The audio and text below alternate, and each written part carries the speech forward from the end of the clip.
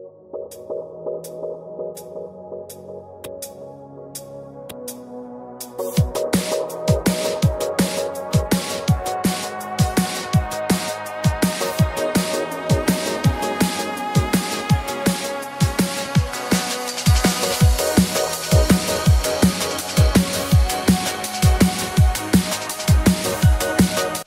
guys, my name's MrEazed and welcome to Black Ops 2. Today I have something pretty important to talk about. It is my revised gaming setup. So here's what happened earlier. I signed a contract with my mom. It wasn't actually like a contract, but yeah. So we decided that if I save up like $400 or something, she'll add in the rest and she'll buy me a new computer because my laptop was pretty bad. And it still is. So then what happened is that we decided to go to visit our family in another country. So she said that next year early you can get your PC. And to be honest, when she told me that, I was really pissed at first, and I was like, there's no way I'm gonna agree with that because it's just how it is. But then I was like, if it's like that, then I'll make my budget high, and so then my budget went up to 1.5k. Then I was looking for a pre-made computer at first, but they didn't look so well. So then I ended up going and building my own computer, and I also thought that my subs were saying that build your own computer, and I was like, okay, I'll try it, because I can put together a computer. It's not hard. I mean, it's really not hard as you think. And to be honest, I went out onto PC Part Picker New Zealand, and it ended up pretty well. And I don't think you guys can disagree with this setup because it is a pretty beast PC. I went a little over my budget, but I don't think it'll matter. So, because I'll end up convincing my mom, and she'll buy me this computer. So here's how my current build is. I'm just gonna read off the parts, and I'm gonna describe why I got it. So my processor is the i7-3777K. It is pretty much like one of the best processors out there you can get right now, apart from the i7 Extreme, which is like a $1,000 processor. It has like two versions of it. Both of them are pretty close price, and I don't think I need that much processing power. So I went with this, and yeah. So next for my cooling, I have the Corsair H100i water cooler or liquid cooler, and I have this because I'm planning to overclock my CPU so I get more frames. I will have a friend advising me how to do it, because I have never overclocked anything in my life, so I'm kind of a noob at it. Now, moving on to the motherboard, I took the ASRock B75 motherboard. You probably haven't heard of it, because actually you might have actually, I don't know, but it isn't one of the best, but it fits with my PC and I'm happy with that. Then next we have the G.Skill Ripjaws X Series 8GB 2 slots times 4, which means it's like 2 times 4, so 8GB RAM. I think it's a pretty good RAM. I don't think I need much RAM, so I think 8GB is enough, and actually 4GB is enough for gaming, but 8GB is just for the safe side. So now the thing that I love in this, apart from my processor, is one is my processor, and two is my graphics card. It is the EVGA GTX 650 Ti 1GB video card. It is a beast, seriously. It can play most games on high at a minimum of 50 FPS and a maximum of 160 FPS at a game I looked at earlier. I forgot what the name was, but it was kind of graphically intensive, and it played pretty well. So that's pretty good. This is without fraps, and yeah. So to be honest, like a minimum of 30 FPS is really smooth on a game like say Battlefield 3, because 30 FPS is really smooth, but this thing can play Battlefield 3 in Ultra at a minimum in 1080p at a minimum of 40 to 50 FPS, which is astonishing. This is without recording, but of course when I record I will put it on very high or high settings, so I get like maybe around 50 to 60 FPS while I'm recording. And I think that's enough because it'll be really smooth gameplay. Next we have the Seagate Barracuda 1TB hard drive. I didn't want anything much though, I just got a cheap 1TB hard drive. Now in the first time of my life, I've decided to get an SSD with my PC. And as you probably know that SSDs are expensive, I ended up going with the ADATA Premier Pro 128GB SSD. You might be like, 128GB? Heck, that's so low. I got the 1TB 128 gigabyte because SSDs are expensive, as I said just then. So this was about $100, which was kind of almost the thing that was taking my budget over, but still.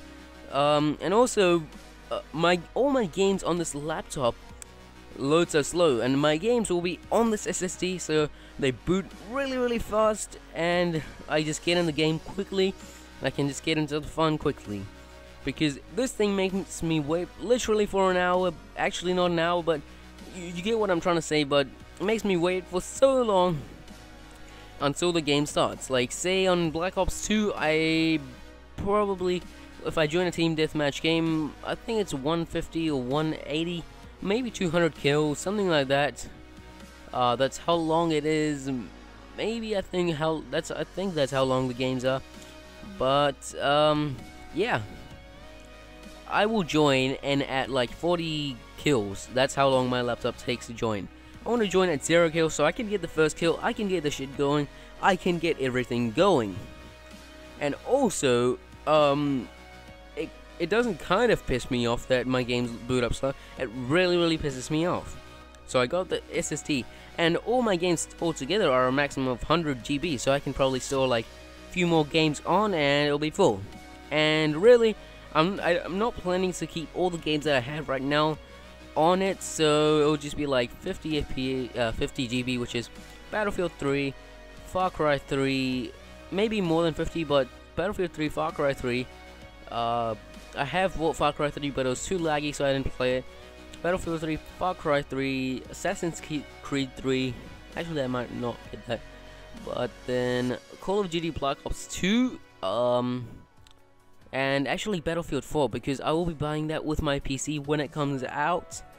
Well, because Battlefield 4, they're planning to release it late this year, and actually I think it's releasing next week actually. So yeah, I'm not gonna buy it straight away because I don't think I should be buying it because I'm not too much of a Battlefield fan. But yeah, Battlefield is really fun. I've got it on my PS3. I've got Battlefield 3 Premium on my PS3, and I've got the normal version on my PC. Because on PS3 I play it more, because it's literally not any lag at all. So yeah, Battlefield 4 is what I'm gonna buy with my new computer. Now moving on to my... Oh, okay, never mind. Before that, I proceed on, I have to say that I also had my 1TB hard drive from earlier that I showed in my last setup video. So I will have 2 TBs to store my recordings on. I'll record it on the internal hard drive because that'll be like a speed of 130 or 40 megabytes per second. If I do record it on my SSD, it will just load up pretty quickly, so I don't want that at all. I just want it to stay at 100 GB until I have the whole PC. Or I probably might store some games on my external hard drive as well, because I just don't want to have my SSD doing all the work. And now moving on to my sound card, I was looking for something cheap but good, which was the Asus Sona, I think that's how you pronounce it, Sona DSX 192 GHz sound card. And I mean, like, you can have a PC without a sound card, but the sound quality won't be great. And honestly, I'm starting to get picky now. I want a PC with really good stuff. I don't want something which people think, oh wow, I'm never gonna get that in my whole life. That's the shittiest thing ever, which my laptop is right now. And I kind of feel ashamed because of it, but still, you guys are sticking with me until I'm getting my PC, and even after that, because you guys are awesome. You've been sticking so long. I think you've done a great job. And don't forget, at 100 subs, I will do a facecam video. So be sure to share my channel with your friends or something. Get them to subscribe. And as soon as we hit 100 subs, or not as soon as, but the day after, or on the day when we hit 100 subs, I will play a horror game or maybe some other game and do a face cam on it. So I think that's really cool. So yeah, I kind of like having good sound quality, so yeah. Now moving on to my case, it is the Bitphoenix Shinobi. It's a white case, as you can see on the screen.